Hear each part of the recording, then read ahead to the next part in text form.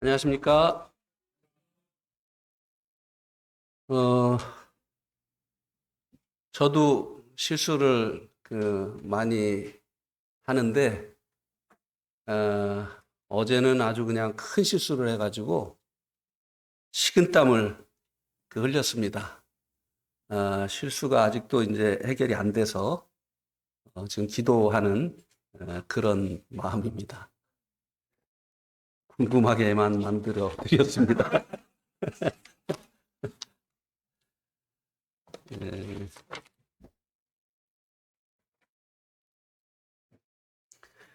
제가 이제 가끔 이제 급성 중이염이 올 때가 있거든요. 그럼 잘 안 들려요. 그때 이제 그 통화를 한 내용이 제가 이제 잘못 기록을 해가지고 생긴 이제 그런 문제예요. 어, 오늘 말씀은 누가복음 18장 15절에서 30절까지입니다. 누가복음 18장.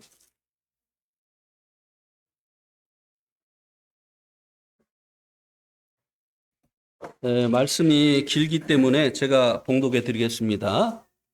누가복음 18장 15절에서 30절까지입니다. 지금 자리가 많이 비어 있는데요. 부엌에 계신 자매님들 너무 많이 계신 거 아닌지 모르겠습니다. 꼭 필요한 자매님들만 계시고, 와서 착석해 주시기를 부탁을 드립니다. 누가복음 18장 15절에서 30절까지.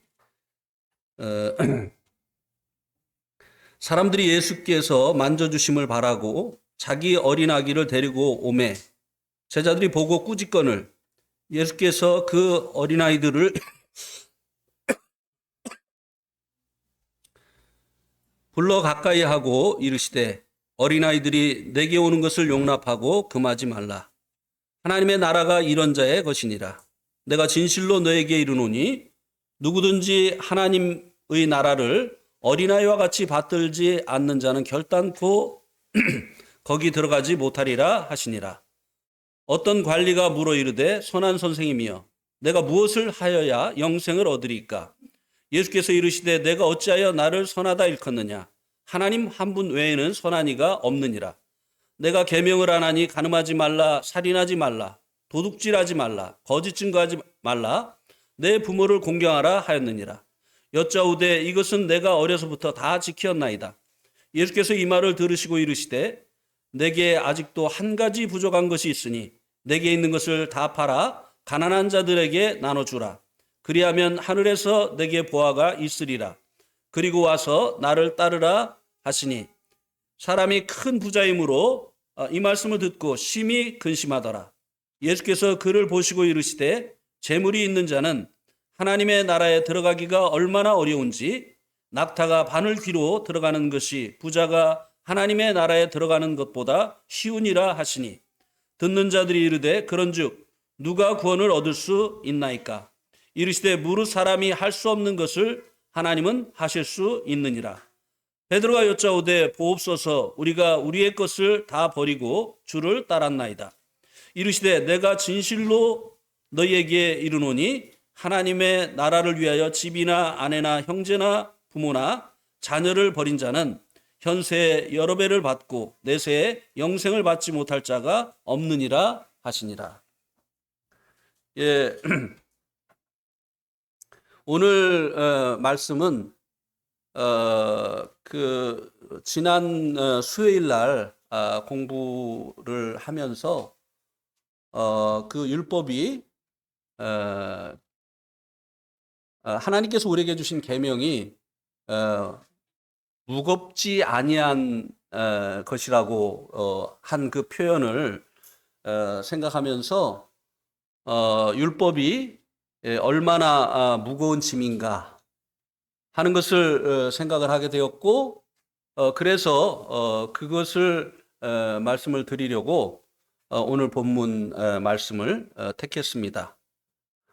오늘 본문 말씀을 가지고 말씀을 나눌 말씀의 제목은 내 공로와 하나님의 은혜입니다. 오늘 이 본문 말씀이요, 둘로 나누어지죠. 15절에서 17절, 그리고 18절에서 30절. 15절에서 17절은 하나님의 은혜로 천국에 들어갈 수 있는 것에 대해서 말씀해 주고 있는 말씀이고요. 18절에서 30절은 내 공로로는 하나님 나라에 들어갈 수 없다고 하는 것을 말씀해 주고 있는 본문입니다. 그래서 이제 15절에서 17절에는 구체적으로 어린아이는 천국에 들어간다고 말씀해 주었고, 18절에서 30절 말씀에서는 부자는 천국에 들어갈 수 없다고 말씀을 하셨습니다.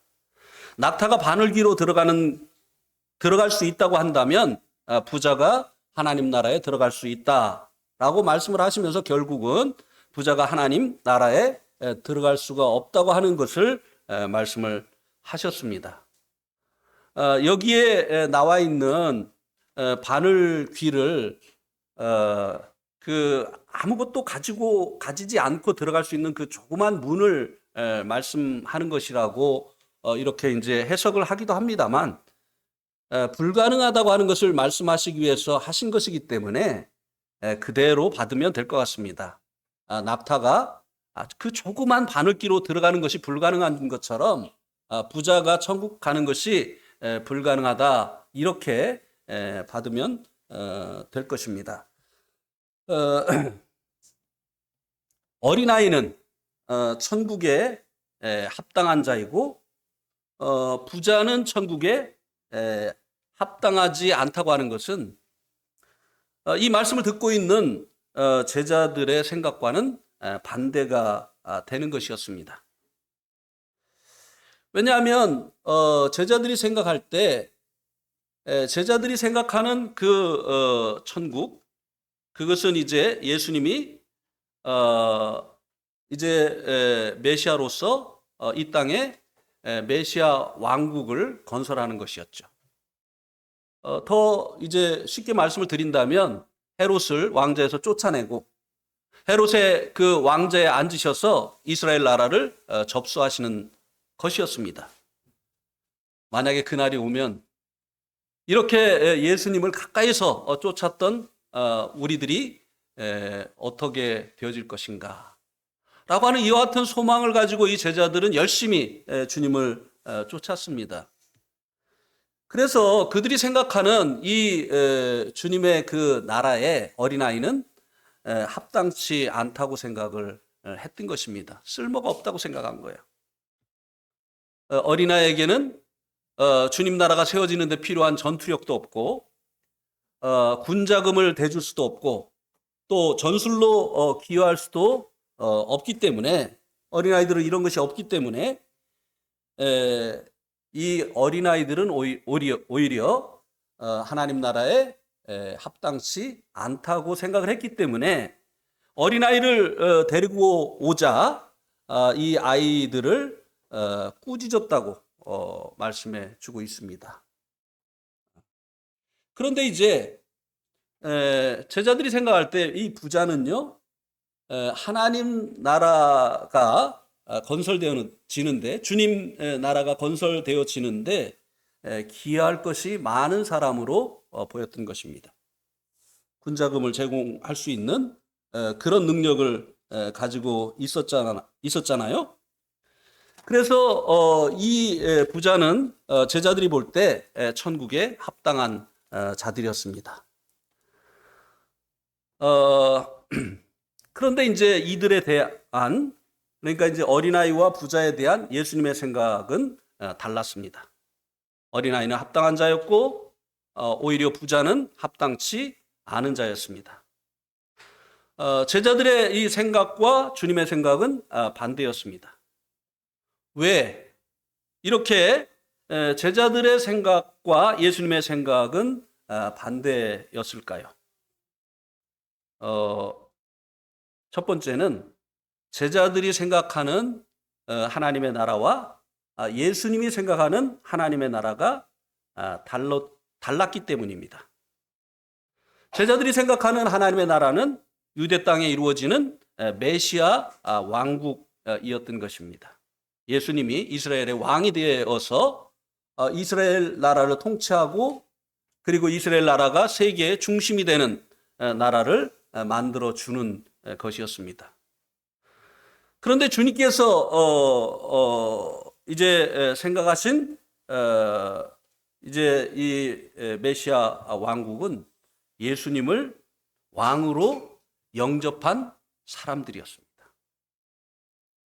예수님을 왕으로 영접한 사람들이 바로 주님께서 이 땅에 오셔서 이루기를 원하셨던 메시아 왕국이었던 것입니다. 그 다음에 이 주님의 생각과 예수님의 생각이 반대인 두 번째 이유가 있는데요. 이 왕국에 입국하는 방법이 달랐습니다. 제자들은 이 왕국에 입국하기 위해서는 무엇인가 왕국에 기여할 수 있어야 된다고 생각을 했던 것입니다. 그런 면에서 볼 때 아이에게는 기여할 만한 것이 아무것도 없어 보였던 것입니다. 예수님께서 이 왕국에 입국하는 예수님께서 생각하셨던 왕국에 입국하는 방법은 27절에 나와 있죠. 하나님은 하실 수 있느니라. 이 왕국에 입국하는 그 방법은 하나님의 은혜를 받는 것이었습니다. 왕국에 기여하는 것이 아니라 오히려 왕국에 입국하기 위해서 하나님께로부터 은혜를 얻는 것이었다고 하는 것입니다. 이 부자 청년을 가지고 이 주님께서는 율법적인 사고를 가지고 있는 제자들을 교훈을 해주시고 있습니다. 또 오늘날에 천국에 가기 위해서 우리 편에서 하나님 앞에 인정받을 수 있을 만큼 노력을 해야 된다고 하는 생각을 가지고 있는 자들을 이 부자 청년을 통해서 교훈을 해주고 있습니다. 오늘 제가 이 본문을 택한 이유 중에 하나가 이번 주 금요일부터 주일까지 전도 집회가 있지 않습니까? 그래서 전도 집회를 앞두고 복음에 대해서 다시 한번 성도들이 생각을 하고 그리고 이제 이런 부자와 같은 생각을 가지고 있는 자들은 어떻게 전도를 해야 되는 것인가 하는 것을 다시 한번 생각할 수 있도록 하고자 하는 그런 마음으로 또 이 본문을 가지고 말씀을 전하게 됐습니다. 이 부자는 18절에 보니까 예수님을 이렇게 호칭을 했습니다. 선한 선생님이요 라고요. 그 다음에는 이제 내가 무엇을 하여야 영생을 얻으리까 라고 이렇게 물어봤습니다. 이 부자 청년은 예수님을 가르침을 받을 수 있는 하나의 선생님으로 생각을 했던 것이죠. 그래서 그 선생님 중에 선한 선생님이라고 생각을 했기 때문에 예수님을 부를 때 선한 선생님이라고 불렀습니다. 그리고 그는 자기가 돈을 벌어서 부자가 된 것처럼 또 열심히 노력해서 권력을 얻은 것처럼 영생도 무엇인가를 해서 얻는 것이라고 생각을 하고 있었던 것입니다. 그런데 무엇을 해야 영생을 얻는지는 몰랐던 것이에요. 그런데 이것에 대한 해답을 예수님께 얻을 수 있을 것 같다고 생각을 한 것입니다. 그래서 예수님에게 무엇을 하여야 영생을 얻으리까? 이 젊은 사람이 무엇을 해서 부자가 되었을까? 그런 생각도 좀 해보았습니다. 글쎄 뭐 이 당시에 부동산 투기가 있었을는지 모르겠습니다. 대부분 이 당시에 젊은 사람들이 부자인 경우는 이제 상속을 통해서지요. 예. 뭐 그 상업이 활발했던 시대도 아니고 뭐 농사를 져가지고 젊은 나이에 부자가 되는 것도 쉽지 않은 그런 시대였고, 단지 이 당시에 이제 쉽게 부자가 될 수 있는 방법은 마태처럼 이제 세리라고 하는 이런 직업을 가지고 뇌물, 또 삭개오처럼 이렇게 이제 뇌물을 가지고 부자가 되는 방법이 가장 빠른 방법이 아니었나 이렇게 이제 생각이 되는데요. 어쨌든 이 사람은 젊은 나이에 많은 부를 소유했습니다. 그래서 누군가에게 어떻게 하면 부자가 될 수 있는지 알려줄 수 있는 사람이었고, 어떻게 하면 또 권력을 얻을 수 있는가에 대해서도 강의를 할 수 있는 사람이었어요. 그런데 영생은 도대체 무엇을 해야 얻을 수 있는지 알 수가 없었던 것입니다. 근데 지혜로운 사람은요, 미련한 사람은 몰라도 아는 척을 하다가 평생 모르고 사는데요. 이 지혜로운 사람은요, 모르면 물어봅니다. 예, 이게 지혜예요. 모르면서 아는 척 하는 것처럼 미련한 사람이 없어요. 평생 모르고 살아가는 거예요. 예. 왜 그러면은 사람들이 모르는데도 아는 척을 할까요? 교만해서예요. 별것도 아니면서 자기가 대단한 존재로 생각하기 때문에 내가 이것도 모르는 사람이라는 것이 알려지면 사람들이 무시하고 이렇게 할까봐 이제 모르면서도 아는 척하고 평생을 모르는 상태에서 지나가는데요. 이 사람은 그래도 지혜로운 사람이었어요. 자기가 많은 것을 얻었으니까 교만할 만도 한데 예수님에게 와서 물어보았습니다. 이런 사람을 만나면 얼마나 좋을까요? 복음을 전할 때. 그죠? 와가지고 우리한테 와서 내가 무엇을 하여야 영생을 얻으리까? 이렇게 하면 이거 얼마나 이 참 귀한 영혼을 만난 거예요. 영생을 얻지도 못했으면서 영생 얻었습니까? 그래 받았습니다. 어떻게 얻었는데요? 예수님 믿었어요. 그 예수님 믿어서 어떻게 영생을 얻었는데? 예수 믿으면 영생 얻는 거지 왜 자꾸 물어봐요? 받지도 않은 영생을 그렇게 받았다고 고집을 부리면서 평생 영생을 얻지 못한 상태로 살아가는 이런 사람들이 많이 있잖아요. 예. 그리고 이제 19절에서는 선한 선생님이라고 호칭한 것에 대한 예수님의 대답이 나옵니다. 예. 그 대답이 무엇입니까? 내가 어찌하여 나를 선하다 일컫느냐?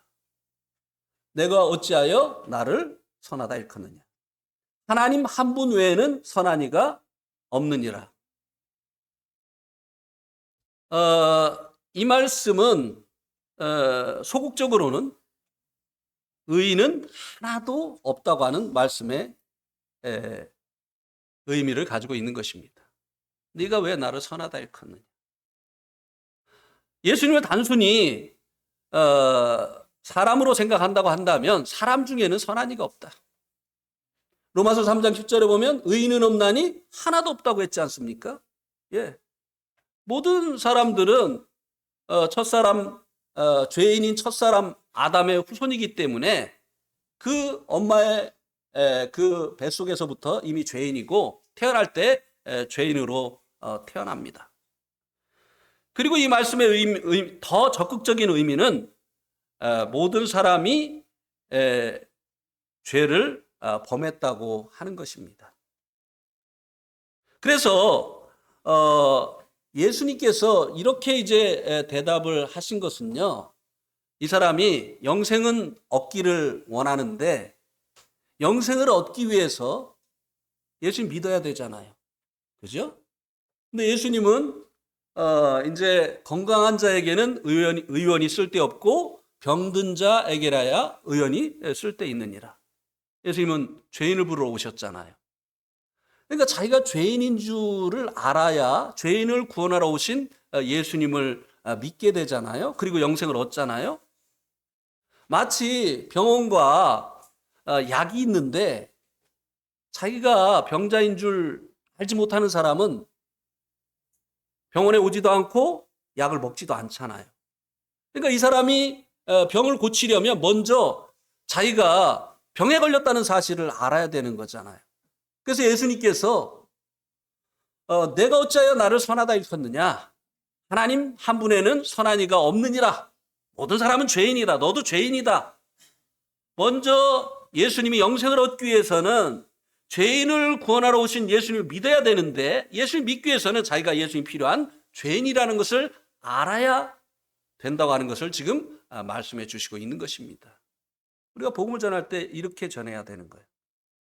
그 사람이 이제 구원이 필요한 사람이라는 것을 깨우쳐 줘야 되는 거예요.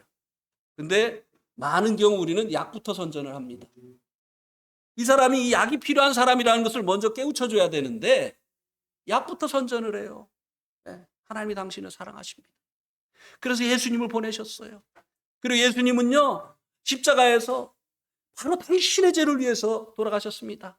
하나님께서 당신을 사랑하시는 증거가 이것입니다. 이렇게 약선전부터 하는데요. 잘 알았습니다. 근데 이야기 나한테 왜 필요하죠? 네, 복음 듣고 나면 원론으로 돌아가요. 그 원인이 무엇인가 하면 이 사람에게 먼저 약이 필요하다고 하는 이 사실을 깨우쳐 주지 않고 약부터 이야기를 했기 때문이라고 하는 것입니다. 그 다음에 이제 20절에서는요,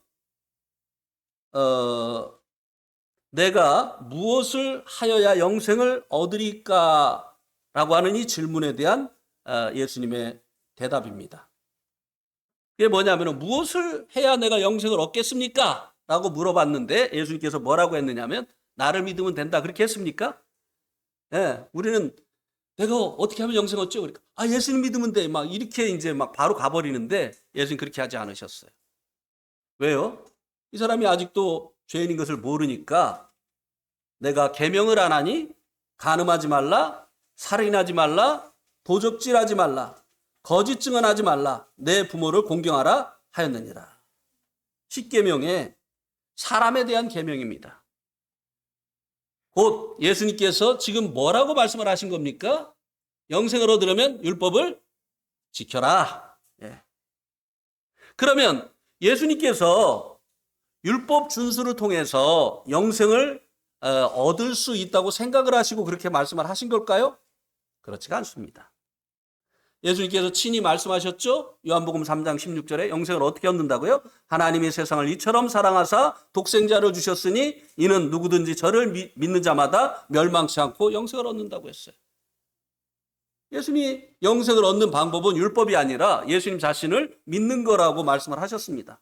5장 24절에서는 내가 진실로 진실로 너에게 이르노니 내 말을 듣고 나 보내신 이를 믿는 자는 영생을 얻었고 6장 47절에는 믿는 자는 영생을 가졌느니라.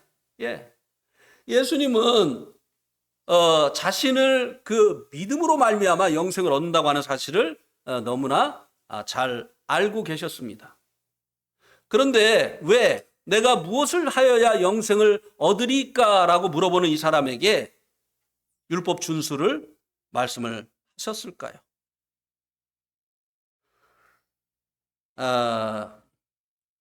로마서 3장 20절과 21절에 보면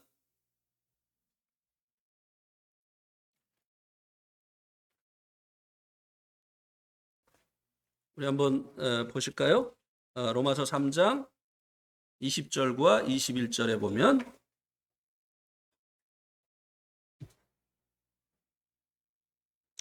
그러므로 율법의 행위로 그의 앞에 의롭다 하심을 얻을 육체가 없나니 율법으로는 죄를 깨달음이니라. 예. 20절만 보겠습니다.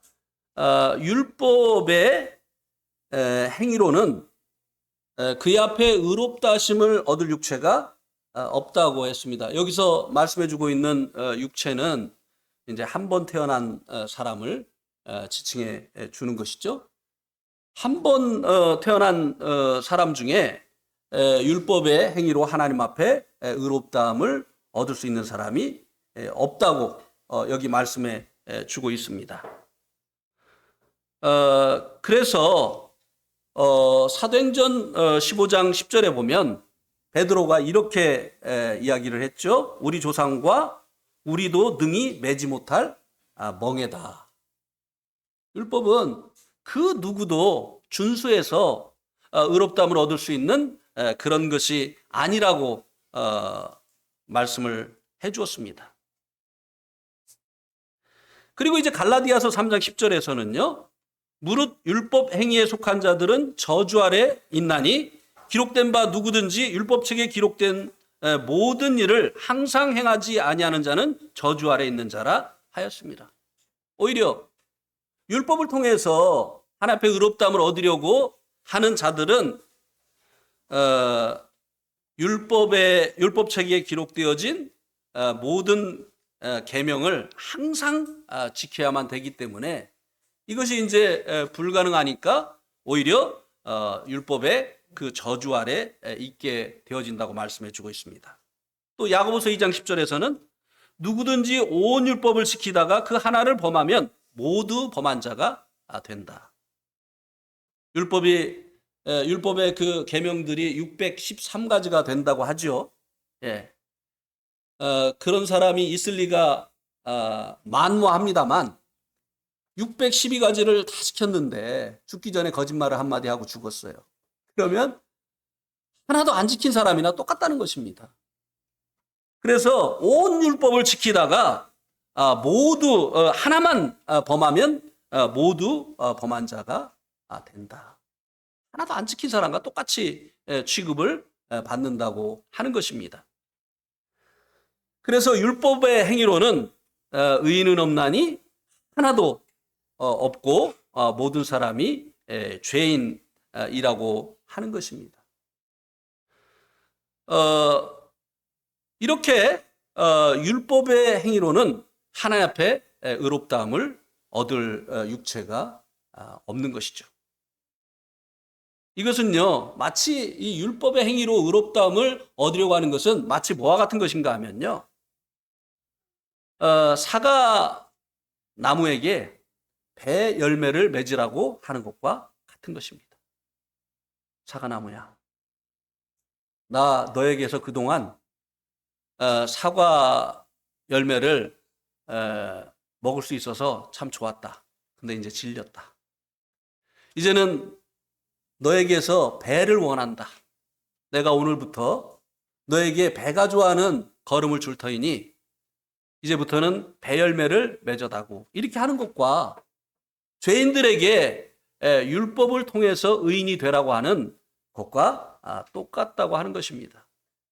아무리 사과나무에게 배가 좋아하는 걸음을 주어도 가을이 되어지면 사과를 열매 맺을 수밖에 없는 것처럼 죄인들에게 율법을 지키라고 하나님 말씀대로 살라고 그렇게 해도 그들은 계속해서 죄를 지을 뿐이라고 하는 것입니다. 그래서 이 율법의 행위로 하나님 앞에 의롭다함을 얻는 것은 불가능하다고 하는 것입니다. 그러면 왜 하나님께서 지킬 수 없는 이 율법을 사람들에게 주셨느냐고 하는 것입니다. 그리고 예수님이 왜 내가 무엇을 하여야 영생을 얻으리까 하는 그 사람에게 이 율법 준수를 말씀을 하셨느냐고 하는 것입니다. 로마서 3장 21절 뒷부분에 보면 죄를 깨닫게 하려 합니다. 율법의 행위로는 하나님 앞에 의롭다함을 얻을 육체가 없는데 그러면 왜 주셨느냐? 지키지도 못할 율법을 왜 주셨느냐? 지켜서 의롭다함을 얻으라고 주신 것이 아니라 이것을 통해서 죄를 깨닫게 하기 위해서. 예수님께서 율법 준수를 내가 무엇을 하여야 영생을 얻겠습니까? 라고 물어보는 이 사람에게 율법 준수를 말씀하신 것은 아직도 자신이 할 수 없는 죄인이라는 사실을 알지 못하기 때문에 내가 무엇을 해서 영생을 얻겠습니까? 라고 물어보고 있기 때문에 그 사람이 할 수 없는 죄인이라고 하는 사실을 깨닫게 하시려고 예수님께서 율법 준수를 말씀하셨다고 하는 것입니다. 야고보서 1장 23절에서는 이 율법을 거울로 비유를 해서 말씀을 해주고 있습니다. 거울은 씻기 위해서 있는 물건이 아닙니다. 거울로 얼굴 씻는 분들 없잖아요. 그죠? 그런데 거울은 씻기 위해서 씻고자 하는 마음을 일으키는 그런 역할을 하지요. 그래서 거울을 보면 자기 그 얼굴에 있는 그 더러운 것이 보이지 않습니까? 그러면 이제 씻고자 하는 이런 마음이 일어나잖아요. 그래서 예수님께서 이 사람이 자신 안에 있는 그 죄를 보고 그리고 자신이 그 죄인인 것을 깨닫고 이제 율법 준수를 통해서는 또 자기의 노력으로는 자기의 행위로는 이제 이 천국에 입성할 수 없다고 하는 사실을 깨닫기를 주님께서 원하셨다고 하는 것입니다. 이것이 무엇을 하여야 영생을 얻겠느냐고 하신 한 부자 청년에게 주님께서 율법의 계명들을 준수하라고 말씀하신 이유입니다. 그렇다고 한다면 또 죄인인 것을 깨닫게 하는 것만이 율법의 기능이냐? 그렇지 않다고 하는 것입니다. 우리 한번 갈라디아서 3장 23절을 한번 보시기 바랍니다. 하나님께서 이 율법을 죄인들에게 주신 또 그 이유가 있습니다. 갈라디아서 3장 24절.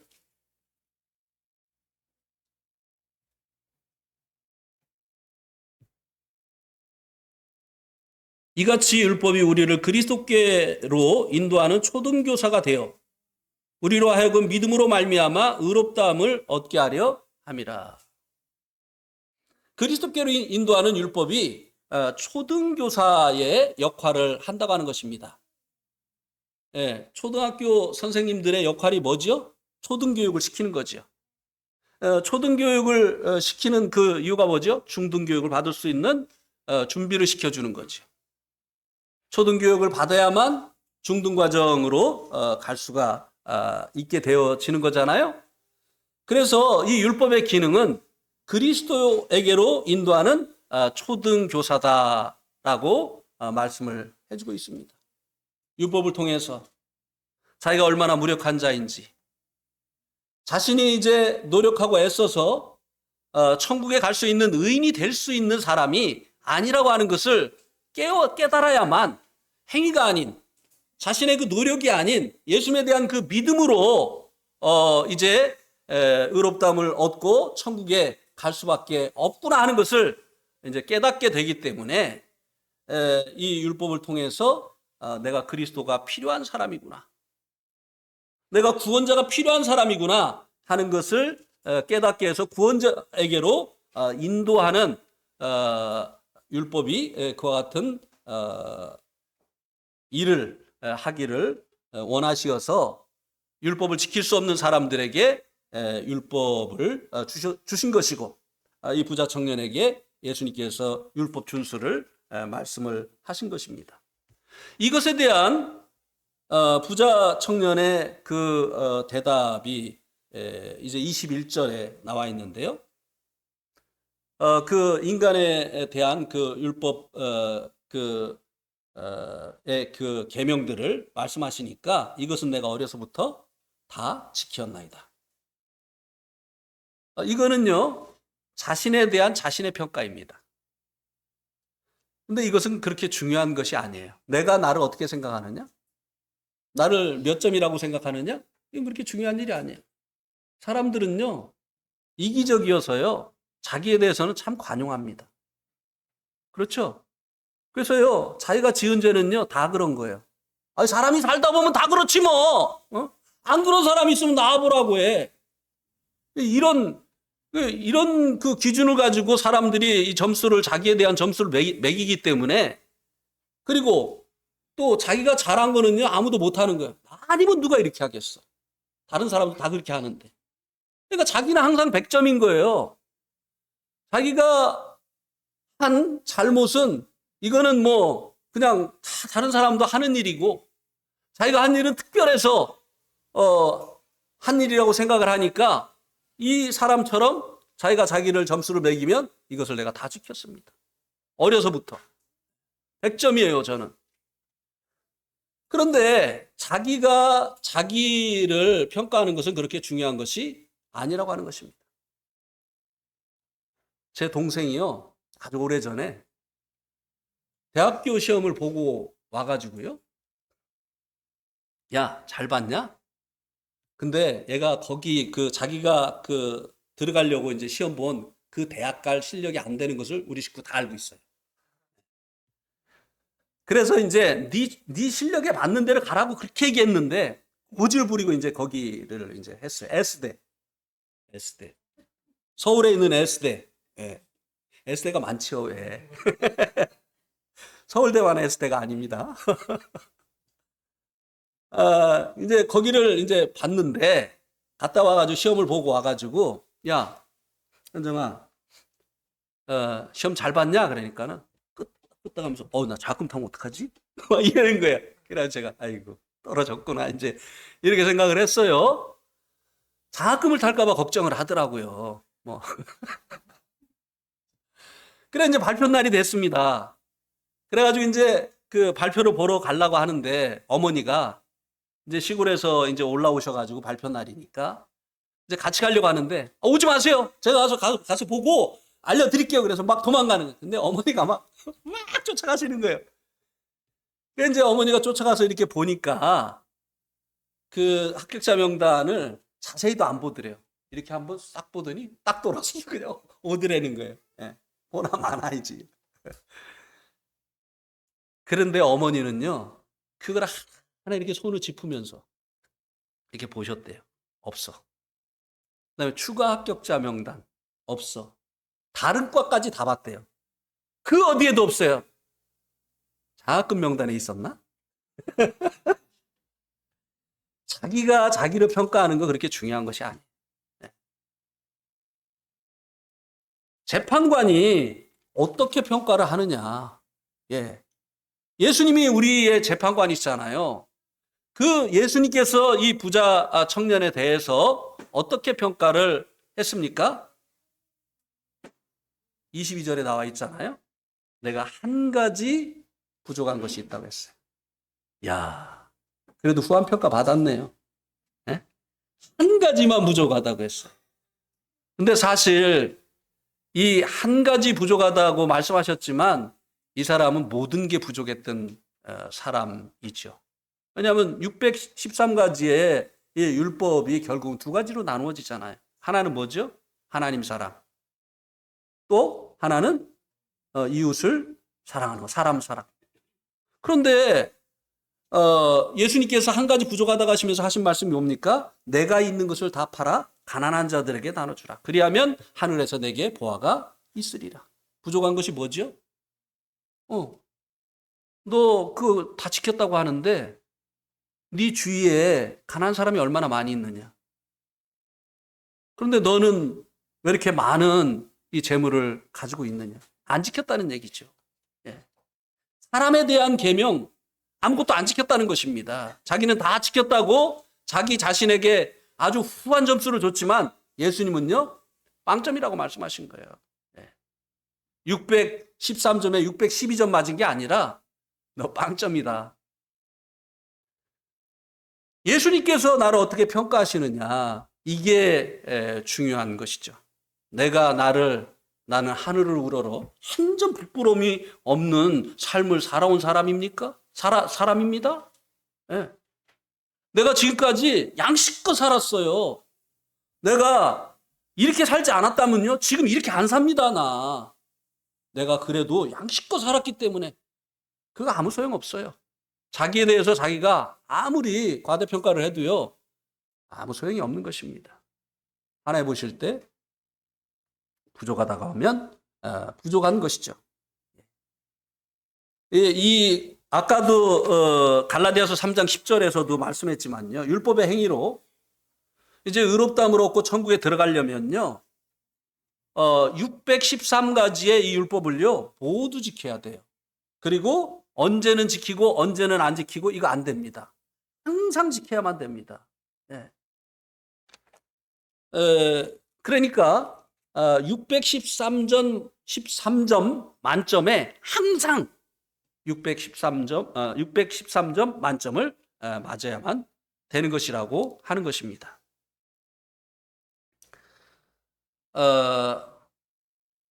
그래서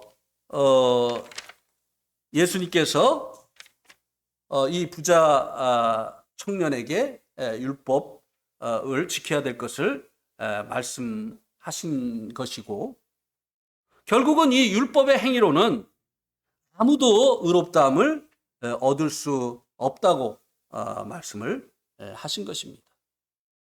우리가 전도서 7장 20절 말씀에도 보면 이런 또 말씀이 나와 있잖아요. 한번 전도서 7장 20절 말씀 한번 보실까요? 신약에만 나와 있는 게 아니에요. 구약에도 사람이 자기 행위로 의롭다함을 얻을 수 없다는 것을 말씀해 주고 있죠. 전도서 7장 20절.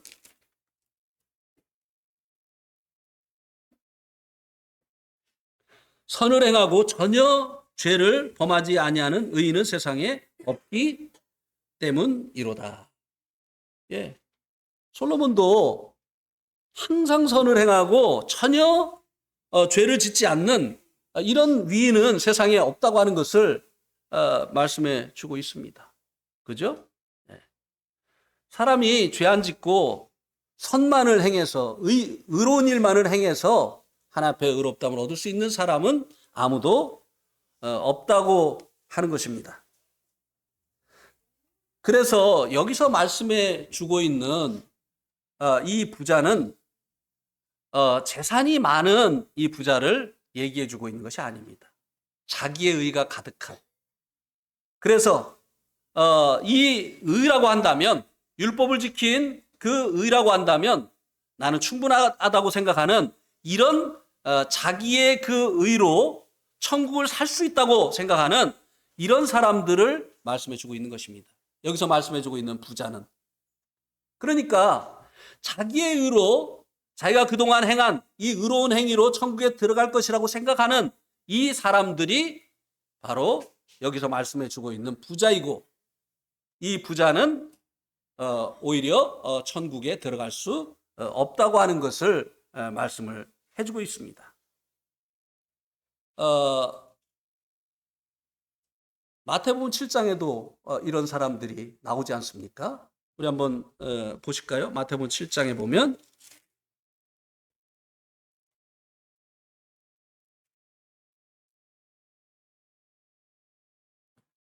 마태복음 7장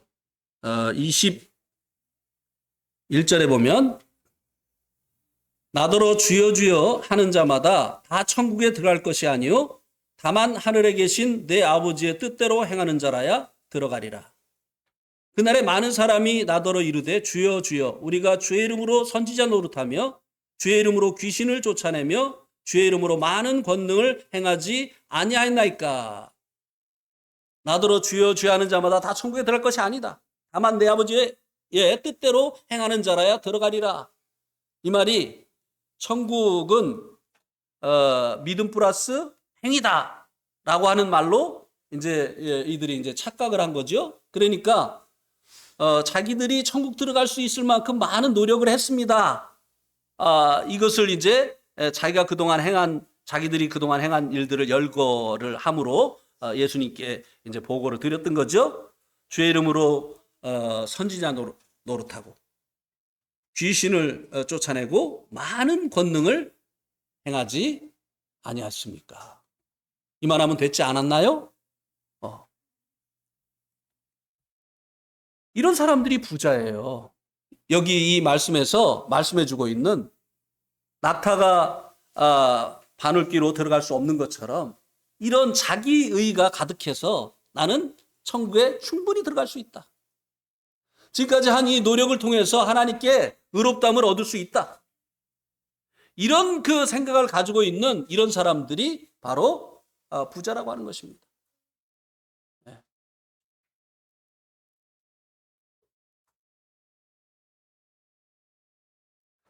또 로마서 10장도 한번 보시죠.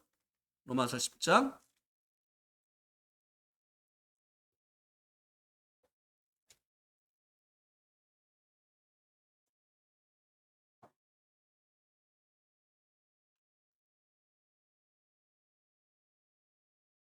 1절부터 보면 3절까지요. 형제들아 내 마음에 원하는 바와 하나님께 구하는 바는 이스라엘을 위함이니 곧 그들로 구원을 받게 함이라. 내가 증언하노니 그들이 하나님께 열심히 있으나 올바른 지식을 따른 것이 아니니라. 하나님의 의를 모르고 자기 의를 세우려고 힘써 하나님의 의에 복종하지 아니하였느니라.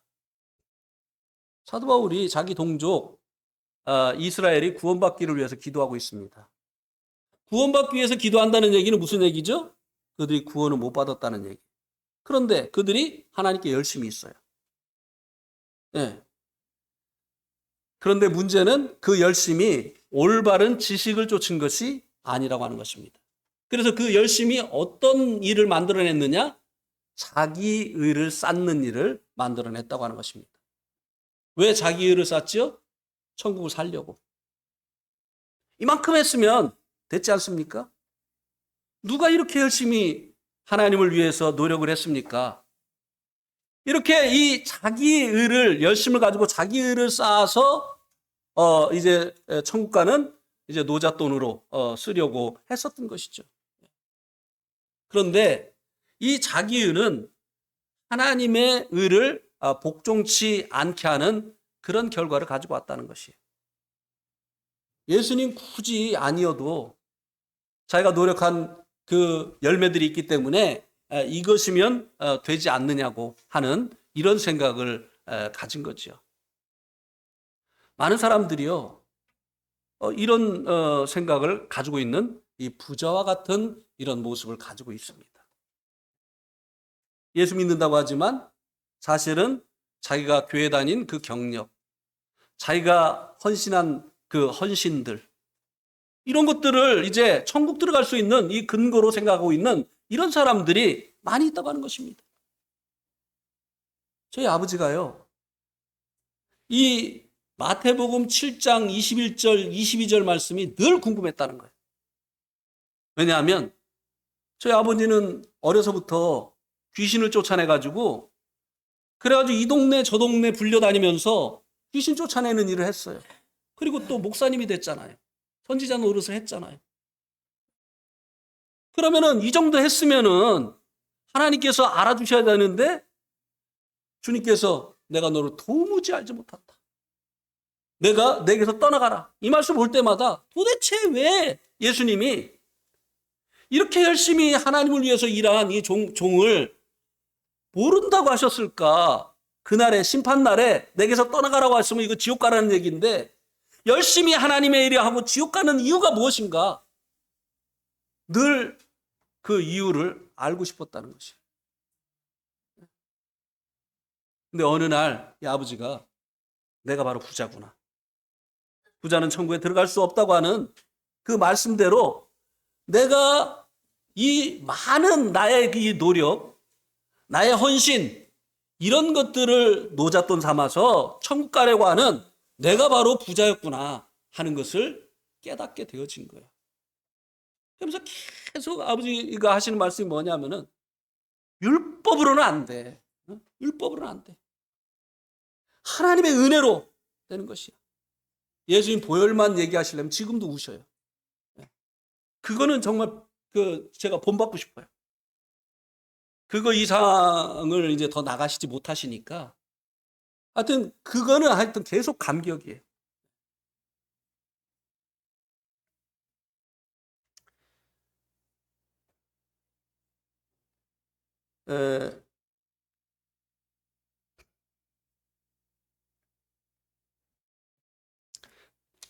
그리고 이제 영생을 얻은 사람을 상징하는 이 어린아이. 이거 뭐 짧게 우리가 이제 경험한 거기 때문에 이제 짧게 말씀을 드리겠습니다. 이 그 율법의 이 부자에 대해서 길게 얘기한 것은 우리 가운데 이 율법 아래서 이제 의로운 사람이 되려고 노력에 했었던 이런 경험이 없는 분들이 많이 있거든요. 그러니까 왜 저렇게 하나님 열심히 있는 사람들을 구원을 못 받았다고 하지? 왜 저들에게는 구원이 없다고 하지? 우리 교만한 거 아니야? 자꾸 이런 이제 생각을 하기 때문에 좀 도움을 드리기 위해서 길게 말씀을 드린 겁니다. 이런 경험이 있는 분들은 사실 말씀 안 드려도 돼요. 왜? 자기가 이미 이것을 경험을 했기 때문에. 어제도요, 그 평택 그 비전교회 입당 헌당식 갔다 오면서 이제 박우상 형제님하고 그 문옥자매님하고 같이 갔다 오면서 제가 제 간증을 했어요. 무슨 간증을 했느냐면, 저를 인도한 그 형제가, 저를 이제 그 모임으로 인도한 형제가 처음에 제가 구원받은 줄 알았었어요. 그 간증을 했어요. 왜냐하면 제가 군대에 있을 때요, 어떻게 했느냐면요, 그 각 내무반에 다니면서 여러분, 하나님께서 여러분을 사랑하십니다. 그런데 여러분을 하나님께서 사랑하시는데 하나님의 그 사랑이 여러분들의 그 죄 때문에 여러분들에게 미치지 못하고 있습니다. 마치 구름 낀 날 태양빛이 구름에 가리워서 우리에게 비치지 못하는 것처럼 여러분의 죄가 하나님의 그 사랑이 여러분에게 미치는 것을 가로막고 있습니다. 그래서요, 하나님께서 예수님을 보내셨습니다. 예수님께서 바로 하나님과 여러분 사이에 있는 여러분의 죄를 짊어지시고 십자가에서 돌아가셨습니다. 여러분, 예수님 믿으세요. 예수 믿으면 구원받습니다. 이러고 다녔어요. 그러니 이 형제님이 저를 볼 때 이거 구원받은 사람이잖아요. 그래가지고 수련회에 갔는데 저를 성도반에다 집어넣었어요. 에베소서 공부하는 성도반에다 집어넣었어요. 복음을 얼마나 잘 전했는데요.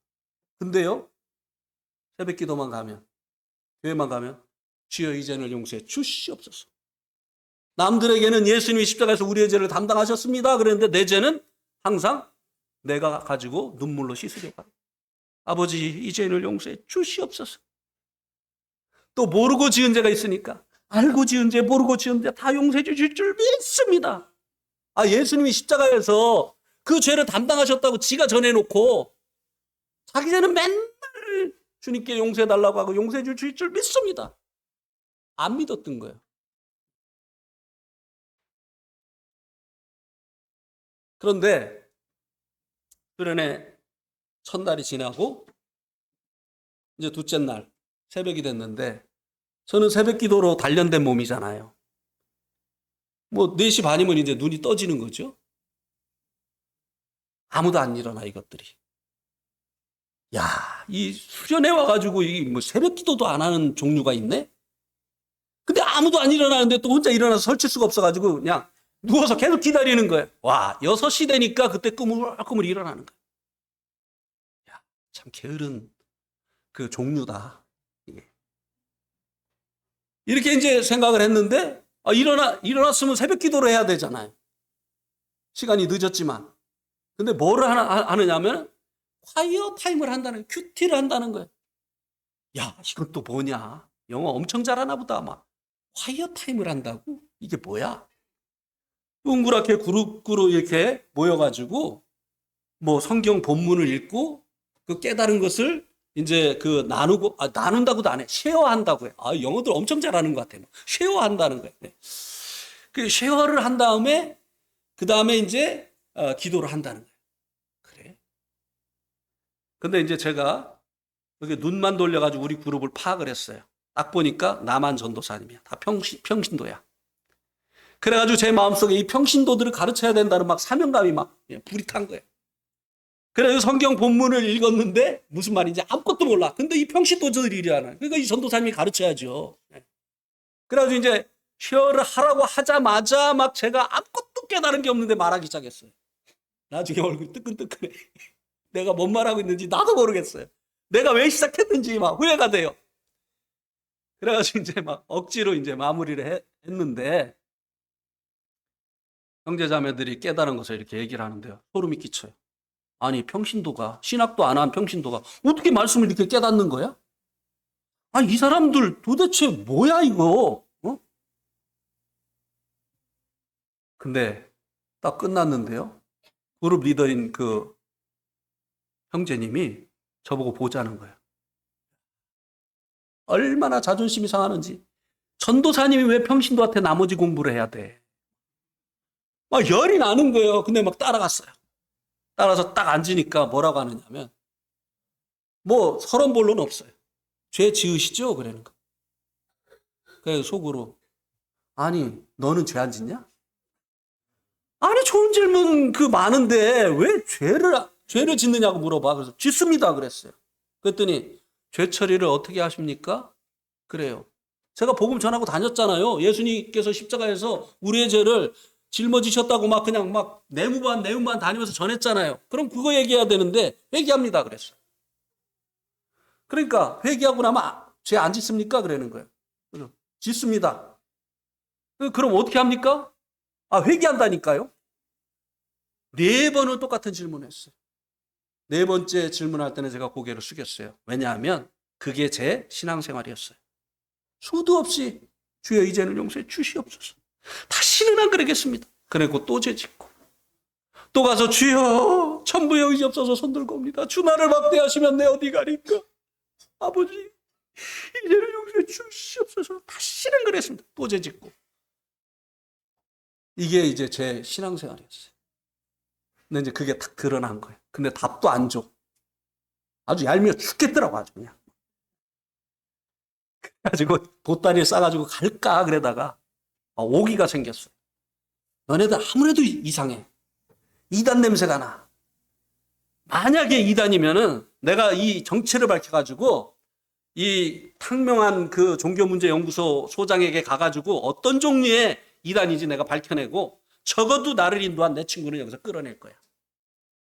그래 그냥 말씀을 그냥 막 잘 들은 겁니다. 그러니까 구원 받아야 안 받아요. 말씀을 믿음은 들으면서 나는데 말씀을 막 그냥 꼬투리를 잡으려고 막 적으면서 집중을 해서 들으니까 그러니까 구원 받았어요. 그래서 그때 이제 그 강사가 이태용 목사님이라고 저희 성교회 이제 회장님이셨는데 골로새서 강해를 했어요. 근데 아마 이 말씀이었던 것 같아요. 한번 보시겠습니까? 골로새서 1장.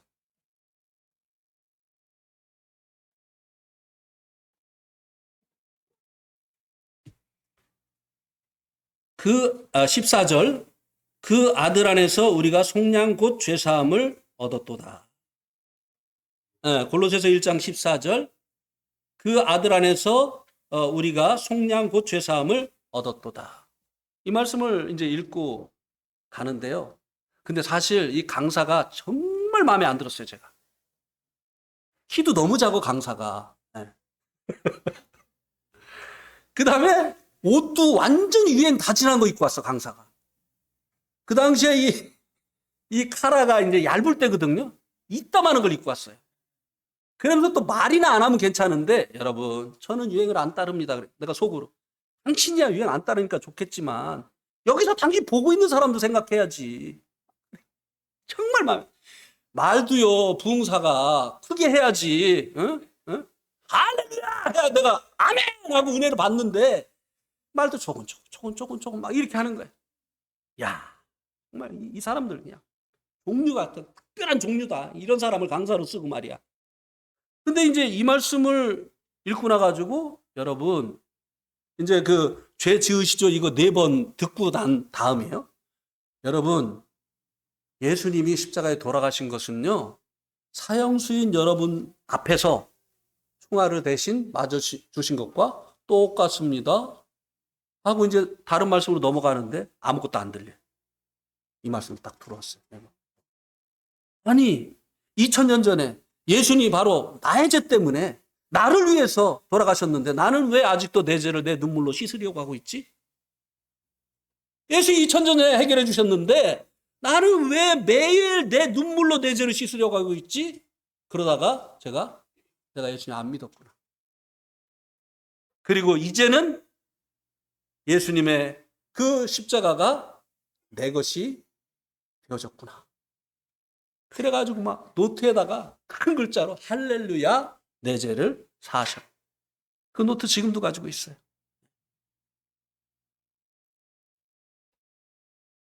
야, 그러고 나니까요 세상이 변했어요. 밖에 나갔는데 막 나무가 막 이렇게 흔들리는데요. 하나님 찬양하는 것 같아요. 그리고 그렇게 어둡던 세상이 왜 이렇게 밝아졌어요? 그래가지고 이제 그 나를 인도한 친구한테 야, 요번에 나 큰 은혜 받았어. 그러니까 이 친구 한다는 말이 다 그런 거야 또 그러는 거야. 완전히 스팀 아웃. 예, 김 빠졌어요. 완전히. 근데 나중에 이제 보니까 진짜 다 그렇더라고요. 예. 저만 특별한 은혜 받은 줄 알았는데 다 그렇더라고요. 그래서 이제 이 하나님의 은혜로 영생을 얻은 사람을 상징하는 어린아이에 관한 말씀은 요것으로 대신을 하겠습니다. 됐죠? 그죠? 예. 예, 오늘 말씀 여기까지 있도록 하겠습니다.